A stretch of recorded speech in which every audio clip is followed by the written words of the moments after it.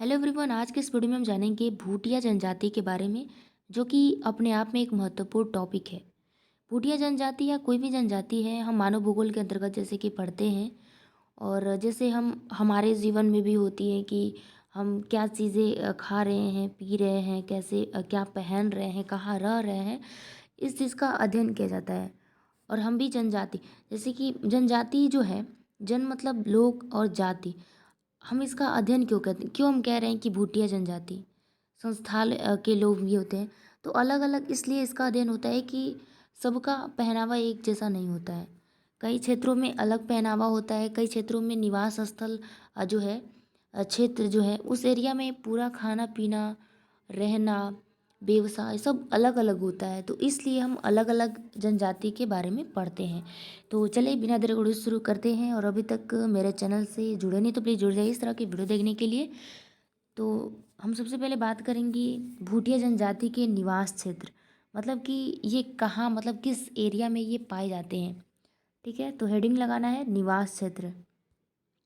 देखिए, भूटिया लोगों का निवास स्थान उत्तरांचल के, देखिए ध्यान से बस सुनिएगा, ठीक है। हम लोगों के जैसे कि ज़िंदगी है वैसा ये भी है, ठीक है। जैसे हम लोगों का खाना पीना रहना है, उन लोगों का भी ऐसा ही है, ठीक है। बस थोड़ा थोड़ा सा अलग होता है।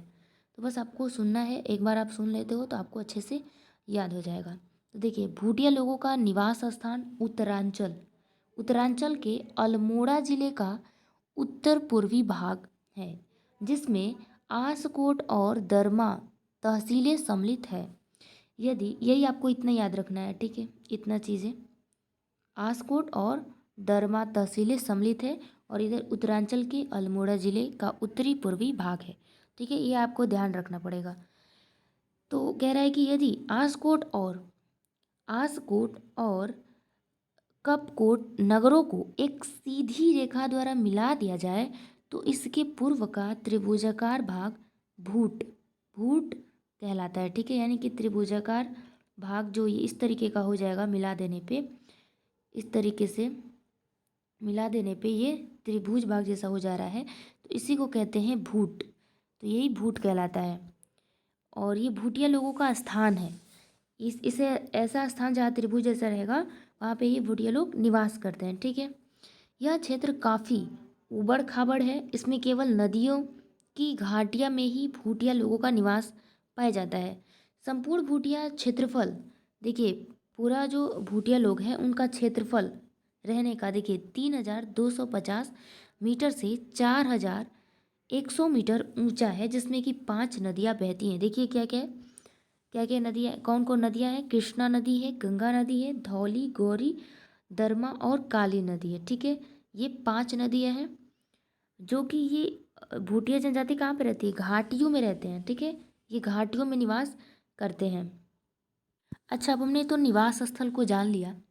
अब हम बात करेंगे कि आखिर जो इनका शारीरिक बनावट है, क्या हम लोगों जैसा है। तो इनका शारीरिक बनावट अलग है, हम पढ़ते हैं, आप बस ध्यान से सुनिए। ठीक है, देखिए, भूटिया शब्द की उत्पत्ति या भूट से हुई है। किससे हुई है, भोट। ठीक है, भूटिया शब्द की उत्पत्ति जो है भोट या भूट से हुई है। भोट या भूट प्रदेश से ही इन लोगों का संबंध रहा है।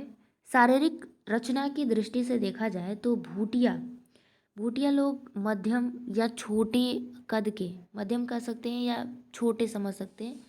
नाक उनकी देखिए सामान्यतः चौड़ी और चपटी, पर ये जोड़ों में अधिक धसी हुई, चेहरा चौड़ा, कपाल कपाल की जो हड्डियां हैं वो अधिक उठी हुई हैं। हम अब हमारी तो ऐसे इस तरीके से, हमारी और आपकी तो जो ये वीडियो देख रहे हैं उनकी ये ऐसा तो नहीं है। ठीक है, हम लोग का सामान्य, हम लोग का कहीं उठा उठा नहीं है और कोई चपटा उपटा नहीं है। ठीक है, तो आप इमेजिन करिए कि भूटिया लोग कैसे दिखते होंगे। ठीक है, तो ये जो उनका कपाल है वो अधिक ऊपर उठी हुई है, आंखें बादाम की आकार की होंगी, शरीर पर बाल कम और हष्ट पुष्ट मसल देह, चमड़ी का रंग गोरा, और देखिए गाल कैसा होगा, लाल होंगे। ठीक है, तो आप इसको एक बार इमेजिन करिए कि इस किस तरीके से आपको दिख रहे हैं। भाई मेरे को तो दिख रहा है, ठीक है, अगर आपको भी दिख रहा है तो आप हमें कमेंट करके ज़रूर बताइए। जो इनकी जो प्रजाति है, अगर इनकी प्रजाति से देखा जाए तो इनका संबंध जो मंगोलियाड प्रजाति हम आगे पढ़ेंगे उससे है। लेकिन इसमें तिब्बती क्षेत्रों की जनजातियाँ हैं वो भी इसमें क्या है, मिले हुए हैं, सम्मिश्रण है। इनके स्वभाव की जो है स्वभाव है और जो भी कार्य है इनके वातावरण का स्पष्ट प्रभाव पड़ा है। ये मितवाई, चतुर, साहसी और काफ़ी मेहनती लोग होते हैं और एक से अनेक कार्य ये क्या करते हैं, मतलब करने के लिए तैयार रहते हैं। एक टाइम में अनेक कार्य करने के लिए हमेशा तैयार रहते हैं। ये हमेशा हंसमुख रहते हैं, मतलब हमेशा हंसते रहते हैं और अपनी लंबी यात्रा की थकान को हंसी और गानों द्वारा ये दूर करते हैं। ठीक है, भूटिया जनजाति ये केवल अंधविश्वासी जो है, ये न केवल अंधविश्वासी होते हैं तथा भूत प्रेतों के पूर्वज होते हैं, बल्कि इनकी जो आदतें हैं वो गंदी होती हैं।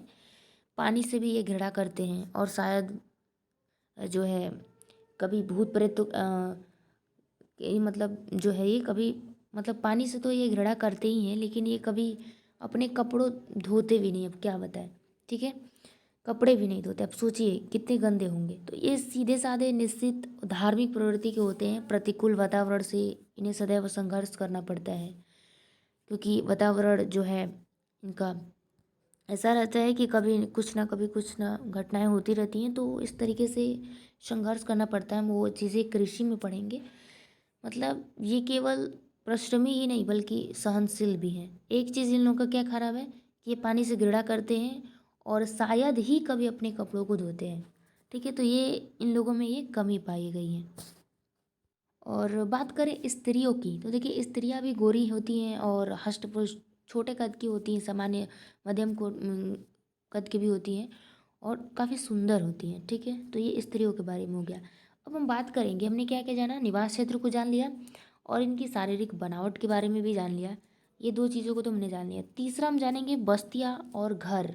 ठीक है, देखिए ध्यान से सुनना है। ठीक है, आप इस वीडियो को लास्ट तक देखो, आपको बहुत मजा आने वाला है। ठीक है, देखिए हम बस्तियों और घर के बारे में बात करेंगे। तो जो भूटिया के लोग हैं, ये बस्तियाँ नदियों की घाटियों में पाई जाती हैं। अधिकतर देखेंगे क्योंकि वो घाटी में रहते हैं, तो घाटी में ये देखने को मिलेगा, क्योंकि यहाँ की जो समतल भूमि के कारण आवागमन की सुविधा अच्छा रहता है, होती रहती है और कृषि कार्य के लिए भी जल आसानी से मिल जाता है और वहाँ की जो भूमि है वो काफ़ी उपजाऊ होती है। तो जलवायु भी ऊपरी भागों की अपेक्षा गर्म रहती है, लेकिन नदियों की जो घाटियाँ हैं वो सामुद्रिक धरातल से 3 से 4 हज़ार मीटर ऊंची होती हैं। गांव के जो छोटे बिखरे हुए बेरतीब और देखने में जो काफ़ी भद्दे लगते हैं, तो ये गांव के समतल भूमि पर ही मिलते हैं। सामान्यतः देखा जाए तो जो गांव के स्थायी निवास के क्षेत्र इनका नहीं होता है। इसमें 2-3 महीने के लिए ये भूटिया लोग रहते हैं और फिर बाद में अन्य जगह पे चले जाते हैं। तो इन लोगों के घरों के जो है दो भागों में बांटा जा सकता है। एक आपका ऊंचे भागों में स्थित अस्थाई बस्तियाँ, मतलब जो ऊंची भाग में जो है उसमें जो भी बस्ती है उसके बारे में पढ़ेंगे। और ये जो निचली घाटियाँ जो है इसमें एक अस्थाई और अस्थाई बस्तियाँ, क्योंकि अस्थाई है। क्यों अस्थाई है हम उसको जानेंगे आगे। पहले हम बात करते हैं ऊंचे भागों की स्थित अस्थाई अस्थाई बस्तियाँ। अब ऊंचा है तो किसी चीज़ का खतरा तो नहीं है, पानी वानी तो इसका में नहीं आएगा, डूबेगा नहीं, तो इसलिए अस्थाई है। और निचली घाटियों में तो घाटियाँ कभी भी उसमें पानी बाढ़ ये सब आ सकती भर सकती हैं, तो इसलिए वो अस्थाई होती हैं। तो देखिए जो ऊंचे भाग में जो स्थित अस्थाई बस्तियां हैं वो सामान्यतः 2,900 से 3,400 मीटर ऊंचे भाग में ये बसाई जाती हैं। और यहाँ के जो भूटिया लोगों का गर्मी के दिन में ये निवास रहता है। ठीक है, मई से सितंबर तक, जबकि जब बर्फ़ पिघलने से जो तिब्बत की ओर से लोग व्यापार आदि के लिए जब निकलते हैं तो इन गाँवों के निवास करते हैं और पूरा जो परिवार है मतलब वो वहीं पे रहता है। और यहाँ मकान पक्के बनाए जाते हैं और पत्थर, मिट्टी, लकड़ी के जो लट्ठे या बलियो जिसको कहते हैं, बलियो समझ सकते हैं, बल्ली होता है लकड़ी का। ये मकान अधिकांश 2 मंजिले होते हैं, जिसमें कि 4 से 8 कमरे होते हैं, दरवाजे छोटे छोटे होते हैं और खिड़कियाँ भी कम होती हैं। मकान की छतें जो है ढालू रखी जाती है, ताकि जब बर्फ़ है वो जमे तो फिसल कर वो नीचे गिर जाए। तो ये ऊपरी भाग के स्थित वो अस्थाई बस्तियाँ हो गई। ठीक है, अब हम बात करेंगे निचली घाटियों में अस्थाई बस्तियाँ। तो इसमें देखिए जो नदियों की घाटी में जो बसाई जाती हैं वो ठंड के दिन में, यानी कि शीत के समय जब बर्फ़ जब गिरने लगती है, तो ऊपरी भागों में ये लोग घाटिया में बने जो अस्थाई घरों में रहने के लिए वो चले जाते हैं, ऊपर चले जाते हैं, नीचे को छोड़ के ऊपर चले जाते हैं। अधिकांश घर 1 मंजिल तथा 2-3 कमरों के होते हैं और ये पत्थर, मिट्टी, घास फूस से ये बनाए जाते हैं। क्योंकि इसका कोई ठीक नहीं है और उसमें बनाने भी कोई मतलब है नहीं। तो उसमें खिड़कियाँ नहीं या कम होती हैं, दरवाजे भी कम होते हैं, 2 खिड़कियाँ को फँसाकर दरवाजे का भी कार्य आराम से कर लिया जाता है।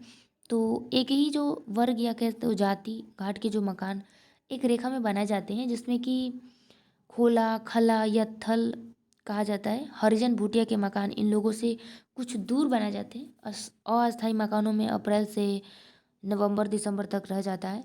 पशुओं के लिए जो है अलग से क्या होता है, बाड़ा बनाया जाता है पशु के लिए। अब हम बात करेंगे बस्तिया घर, तुमने जान लिया ऊंचे भागों में स्थित और नीचे घाटियों की अस्थायी बस्तियाँ, ठीक है। और अस्थायी बस्तियाँ, अब हम बात करेंगे भोजन के बारे में। आखिर ये लोग खाते पीते क्या हैं, देखिए भोजन के बारे में। भूटिया लोगों का मुख्य भोजन गेहूं को भूनकर पीसकर जो आटा होगा उसका सत्तू, जौ, महुआ होता है इनका खाना। भेड़ बकरियों से दूध मांस प्राप्त करके उसे भी खाया जाता है। एक प्रकार का ये जो है पेय, जो पर्वतीय पत्तियों को पानी में उबालकर तथा उसमें नमक और घी मिलाकर बनाया जाता है, वो पेय होता है पीने के लिए, वो पिया जाता है। त्योहारों पर शराब का भी खूब उपयोग किया जाता है। अब हम देखेंगे कि आखिर ये लोग पहनते क्या हैं, ठीक है, यानी कि वस्त्र। देखिए भूटिया लोगों के वस्त्रों में जीबड़ू, जीबू सॉरी जीबू है, जीबू, भेड़, बकरी से प्राप्त बालों के ऊनी वस्त्र होते हैं। ऊनी पजामा, ऊनी टोपी कमीज, पीठ पर ये नितंबों तक एक लंबा ऊनी लावदा जैसे वस्त्र कमर पे वो बांधा जाता है, जो कि एड़ी तक चला जाता है। स्त्रियां अधिकतर रंगीन तथा विभिन्न डिजाइने वाली मतलब अलग अलग कहें तो घाघरा पहनती हैं और कंधों के सहारे लवा नमक ऊनी वस्त्र लटकाए जाते हैं। इसके कोने को जो आगे पीछे किसी टीन या टोमा से बांध लेते हैं। कुछ स्त्रियां रंगीन धारीदार कपड़ा भी नितंबों से लगाकर और पूरी टांगों को ढकने के लिए पहनती है। ऊन के जो बने जूते, अब सोचिए ऊन का भी इनका जूता होता है, उनका भी ये प्रयोग करते हैं, जो घुटने तक लंबे और बर्फ में चलने के लिए उपयुक्त होता है। सोचिए कितना अच्छा होगा। भूटिया स्त्रियां जो है गहने की बात करें तो वो पहनने की बड़ी शौकीन होती है भूटिया जनजाति की। जो उनका जो भी मुख्य आभूषण है, ताबीज़, गंडे, हंसली, मूंगे या पुरानी चवनियों की माला, कानों में बालियाँ, कुंडल, झुमके, हाथों में कड़े, जो है कि अंगूठियाँ, नाक में नथ और लौंग होते हैं। कभी कभी पुरुषों वर्ग के भी अंगूठियाँ और बालियाँ पहनते हैं। भूटिया हरिजन की स्त्रियाँ कलाई और जो कि ये गोधना भी गुदवाती हैं, ठीक है। चलिए अब हम आ गए आखिरकार व्यवसाय पे। इनका खर्च कैसे चलता है, इनका क्या व्यवसाय है, ठीक है। हम सबका किसी न किसी घर में व्यवसाय होता है जिससे हमारा जीवन रोटी चल सके। तो इनका भी देखिए व्यवसाय क्या है। इनका देखिए वैसे तो इनका वातावरण के कारण जीवन निर्वाह कठिन होता है, क्योंकि कभी ऊपर कभी नीचे। अभी हम पढ़ेंगे उसको। देखिए कृषि कार्य में ओले, ओले बर्फ का ओले, पाला, भूस्खलन, ये सभी जो है दैवीय आपदाओं के कारण अनिश्चितता रहती है, कभी भी आ सकती हैं। जीवन यापन का अन्य साधन होने से भी ये बहुमुखी व्यवसाय है, ठीक है। और बहुमुखी इन लोगों का बहुमुखी मतलब कि बहुत सारे व्यवसाय करना पड़ते हैं, क्योंकि एक पर ये निर्भर नहीं रह सकते। कुछ कृषि करते हैं तो कुछ पशुपालन करते हैं तो कुछ कुटीर उद्योग करते हैं तो कुछ व्यापार करते हैं। इनके व्यवसाय अस्थायी ना होकर गतिशील होती है। ऐसा नहीं कि जो कृषि कर रहा है वो कृषि कृषि ही करता रहेगा, नहीं, वो पशुपालन भी कर सकता है, कुटीर उद्योग भी कर सकता है, मतलब ऐसे बदल इन लोगों का क्रियाशील रहता है, ठीक है, गतिशील क्रियाशील कुछ भी, ठीक है। ये एक काम पे निर्भर नहीं रहते हैं। तो इनका व्यवसाय तो जान लिया। अब हम बात करेंगे इन लोग कृषि कैसे करते हैं आखिर में। देखिए इनका जैसे कि हमने पढ़ा कि जो क्षेत्र है वो तो काफ़ी उबड़ खाबड़ होता है। समतल धरातल के भाव, क्योंकि पहाड़ी क्षेत्र में उबड़ खाबड़ ही तो मिलेंगे। वहाँ की जो मिट्टी है वो अनुपजाऊ मिट्टी की अधिक ऊंचाई के कारण, जब ठंडी के दिन यानी कि शीतकालीन तापमानों का अत्यंत नीचा होना, जल की कमी, ये सभी के कारण ये पहाड़ों ढालों और नदियों के घाटियों में छोटे छोटे खेतों में ये की जाती हैं। खेत इनका कैसा होगा, पहाड़ों पर भाई सीढ़ीदार खेती होती हैं, जिसमें कि केवल गर्मी के दिनों में खेती की जाती है। और इसके अंतर्गत जो ऐसी फसलें पैदा की जाती हैं जो कि जल्दी से पकने वाला हो, अधिक शीत और शुष्कता का सामना कर सके। मुख्य फसल इनका देखिए गेहूँ, तिब्बती जौ, महुआ, सरसों ये सभी है। अधिकतर खेतों में एक वर्ष गेहूँ बोया जाता है तो दूसरे वर्ष महुआ, तीसरे वर्ष घोड़ा चाना। निकृष्ट मिट्टी वाले भागों में जैसे कि चुम्बा, रास, कोदो, झंगोरा और सोयाबीन ये सभी जो है पहाड़ी फसलें बोई जाती हैं। नदियों की घाटी में आलू भी पैदा किया जाता है। ठीक है, आलू भी पैदा किया जाता है वहाँ पे। सीढ़ीदार जो खेती है वो बिना सिंचाई की खेती की जाती है। सीढ़ीदार में जो पहाड़ों पे जो खेती की जाती है वो बिना सिंचाई की जाती है और उस पे उपराव कहते हैं उसको, उपराव कहते हैं। बिना बिना पानी का मतलब बिना सिंचाई का खेती करना क्या कहलाता है? उपराव। लेकिन जब सिंचाई जो होता है खेत मतलब जो खेती की सिंचाई की जाती है तो उसे तालाब कहा जाता है। कहीं कहीं पहाड़ी ढालों पर झूम पद्धति, अपने झूमिंग कृषि पड़ी होंगी, ये उस तरह वनों को आग लगाकर, झूमिंग कृषि में क्या था, जहाँ पे अगर कृषि करना है तो वहाँ पे वनों को आग लगा के वहाँ पे हटा के वन को साफ करके वहाँ पे कृषि की जाती थी और फिर भूमि जो है खेती की जाती थी और इस प्रकार खेती को कारिल कृषि भी कहा जाता था। उसके बाद जो है फसल काटने का अब टाइम आएगा तो उस समय स्त्री पुरुष ये सभी जो है संयुक्त रूप से वो वहाँ पे काम करते हैं। फसल काटने के अलावा ये केवल बालियाँ तोड़कर पीठ पर लगी बांस की टोकरियों में भी डाला जाता है, जैसे कि फिर पैरों से रौंद कर अनाज निकाल देते हैं। बोने का कार्य पुरुषों द्वारा किया जाता है। हलों के स्थान पर कुदाल का प्रयोग किया जाता है। मतलब काफ़ी दिक्कतें होती हैं इन लोगों का कृषि करना। अब हमारे तरफ अगर समतल है तो देख रहे हैं टेक्नोलॉजी, ट्रैक्टर से सारे काम हो जा रहे हैं, कंपाइन से सारे, और अच्छे पैदावार भी मिल जा रहे हैं, सिंचाई भी हो रहा है। ठीक है, और तो हमने कृषि को तो जाना कि इन लोगों की कृषि करने में काफ़ी दिक्कतें होती हैं। उसके बाद हम बात करेंगे पशुपालन। ठीक है, पशुपालन के बाद लास्ट टॉपिक हमारा रहेगा कुटीर उद्योग और थोड़ा सा सामाजिक व्यवस्था भी हम इनका जान लेंगे। ठीक है, क्योंकि जान रहे तो हम पूरा डिटेल में जान लें। ठीक है, देखिए पशुपालन की बात करें तो ये भूटिया लोग जो हैं, जैसे कि आपको पता ही है कि ये लोग घूम घूम कर जीवन अपना व्यतीत करते, एक जगह फिक्स तो नहीं है। तो इन लोग जैसे कि भेड़, बकरी, चीबू, घोड़े, खच्चर, गधे ये सभी ये साथ में रहते हैं। पशुपालन इनके जीवन का मुख्य आधार और व्यवसाय भी है। ये जो है भूट क्षेत्र में ऊंचे पहाड़ी भागों की जो बर्फ होता है या हिम कहे तो रेखा और वनों की पेटी के बीच जो है कि छोटी छोटी मुलायम घास के क्षेत्र सामान्यतः 3,000 से 4,000 मीटर की ऊंचाई पर पाए जाते हैं। चमोली और पिथौरागढ़ में इसके पयार या बुग्याल कहते हैं। तो इन्हीं घासों के मैदानों में जो भूटिया लोगों के मौसमी मौसमी और दैनिक प्रवास होते हैं। ठंड के दिन में ये जब शुरू होता है तो अपने पशुओं को ये सभी लेके निचली घाटी में आ जाते हैं। भाबर, ठीक है, भाबर बकरियों को चराने का कार्य ग्वाले जिन्हें या अंडवाल कहते हैं। तो ये लोग रात दिन अपने पशुओं के रेबड़ के साथ घूमते रहते हैं, सोचिए। और ये लोग कहाँ पे लेके आते हैं? पहाड़ी के नीचे। भूटिया लोग के प्रवास दो प्रकार के होते हैं। एक तो लंबवत मतलब कि जो जो दैनिक चारागाहों की उपस्थिति और जलवायु द्वारा जो प्रभावित होते हैं, जैसे कि क्षति जो व्यापार के कारण के जो प्रवास की दिशा दो की ओर होती हैं। एक तो ऊंचे भागों से घाटियों से ऊंचे भागों को और दूसरे तिब्बत सीमा की ओर से, विशेषता गर्मी में दरों के खुल जाने पर होता है। देखिए इस तरीके अभी आपको समझ में नहीं आ रहा होगा। ठीक है, इस तरीके से देखेंगे। अप्रैल मई की बात करें तो ये अप्रैल मई में भेड़ों और पशुओं को लेकर के ये व्यापारियों द्वारा पहली बार ऊपरी भागों की ओर जाते हैं, प्रस्थान करते हैं। और फिर मई जून में व्यापारी द्वारा दूसरी बार ऊंचाई की ओर फिर से प्रस्थान करते हैं।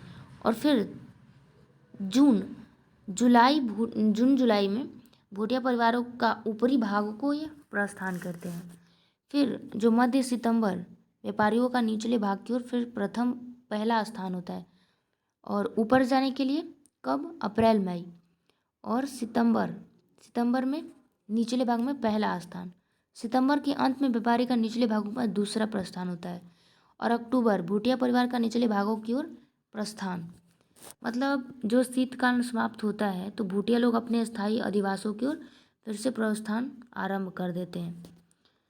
और ये समानता प्रस्थान प्रातः 4 बजे होता है। स्त्री पुरुष अपना सामान पशुओं पर लाद लेते हैं और छोटे बच्चों को स्त्री अपने पीठ पर बांध करके बांस की टोकरियों में बिठा देती है और बड़े बच्चे जो हैं वो पशुओं पर बैठकर यात्रा करते हैं। लगभग 5-6 घंटा बाद वो अपने स्थान पे डेरा डाल दिए जाते हैं और जो रात के समय वो विश्राम के बाद दूसरे दिन प्रातः फिर से वो क्या करेंगे, प्रस्थान कर दिया जाता है। व्यापारी लोग जो तिब्बत की जो सीमा की ओर बढ़ते हैं तो अपने पशुओं जैसे कि ऊन, नमक, खाले, याक की पूंछ, ये सभी बदले चावल, गेहूँ, नमक, मिर्च, शक्कर, तंबाकू, रंग बिरंगी मलाएं, उनका जो भी आभूषण है, सूती कपड़े हैं, एल्यूमिनियम के बर्तन हैं, ये सभी लाते हैं। अब हम बात करेंगे कुटीर उद्योग। कुटीर उद्योग देखिए, जो कि भूटिया लोग अनेक प्रकार के कुटीर उद्योग के चतुर काफ़ी कारीगर माने जाते हैं, क्योंकि कुटीर उद्योग के लिए ऊन अधिकता से मिल जाती हैं बिना दिक्कत का। और स्त्री पुरुष सभी मेहनती भी होते हैं। पारिवारिक कार्य करने के बाद स्त्रियों का पर्याप्त समय मिल जाता है और स्त्रियों निरक्षर होती हैं, पढ़ी लिखी नहीं होती है, लेकिन कल्पना शक्ति के सहारे वो दुसालो दरिया जो होता है, दर्री जिसको बोलते हैं, वो सभी अनेक सुंदर डिजाइनें बनाती हैं। उनसे बनियान, मोजे, फिर से ये आपका दस्ताना, मफलर हो गया, बच्चों की टोपी हो गई, ऊनी थैले, ये कंबल भी बनाए जाते हैं। तो ये स्त्रियाँ गेहूँ, जौ, महुए की भूसे से चटाई, टोकरे, पिटारे भी बनाती हैं। स्त्री द्वारा उनसे अनेक प्रकार के कपड़े भी तैयार किए जाते हैं, जैसे कि पहू, थुलमा, एक प्रकार की ये मोटा कंबल होता है। और पंडरीवन, पंडरीवन जो जो है कि सूती और 2 सूती कंबल को पंडरीवन कहते हैं। चुटुक्का, चुटुक्का जो है कि मोटा और ढीला फालेलन की भांति का कपड़ा। कारबोजा, टटको और लादनों की थैली होती हैं और पूजा के लिए आसन, ये सभी चीज़ें होती हैं। कुछ दरिद्र भूटिये धनाढ़ लोगों के यहाँ नौकरी भी करते हैं, मतलब गरीब लोग। सामाजिक व्यवस्था इनका इस तरीके से कि जो भूटिया लोगों में जो विवाह माता पिता द्वारा तय किया जाता है। विवाह अधिकतर कार्तिक, माघ, फागुन में, ये गर्मी के दिन में ये किए जाते हैं। शादी के समय बड़े आनंद प्रमोद का अवसर होता है। इस अवसर पर स्त्री पुरुष सुंदर वस्त्र पहनते हैं, नाच गाना होता है। स्त्री पुरुष और बच्चे सभी भी क्या करते हैं, शराब पीते हैं। तो ये दूसरी इनकी बुरी आदत हो गई, शराब पीते, बच्चे भी पीते हैं। अब इनके में देखिए विवाह 3 प्रकार के होते हैं। पहला टक्का, टक्का में जो कि लड़के जो हैं, माता पिता को लड़की वाले को कुछ रुपए खर्च के लिए दिए जाते हैं। और दूसरा ये दान, इसमें दोनों पक्ष किसी को कुछ देते, देन लेन ये कह सकते हैं, देन लेन नहीं। और अदल बदल, देखिए अदल बदल में जिसमें कि वर वधू के परिवारों में ही लड़के के लिए वधू या लड़की के लिए वर प्राप्त किया जाता है। भूटिया लोग हिंदू के रीति रिवाज मानते हैं। विवाह कुंडली मिलाने पर भी ये किए जाते हैं। केवल एक पत्नी प्रथा प्रचलित है। पति की मृत्यु के बाद उपरांत, मतलब वो बात कह सकते उपरांत, विधवा को जो पति की जो संपत्ति पर पूर्ण अधिकार होता है, वह दूसरा विवाह नहीं करती। तो ये सारा भूटिया जनजाति के बारे में हमने जाना, जो कि काफ़ी अच्छी जानकारियाँ थी, क्या इनकी बुरी आदत थी और क्या जो है। देखिए हिंदू धर्म से क्या लिया इन्होंने, विवाह को लिया है थोड़ा बहुत। तो उम्मीद करते हैं वीडियो अच्छा लगा तो लाइक शेयर कमेंट जरूर करिएगा। तो चलिए मिलते हैं नेक्स्ट वीडियो में इस तरह के वीडियो के साथ, तब तक के लिए जय हिंद।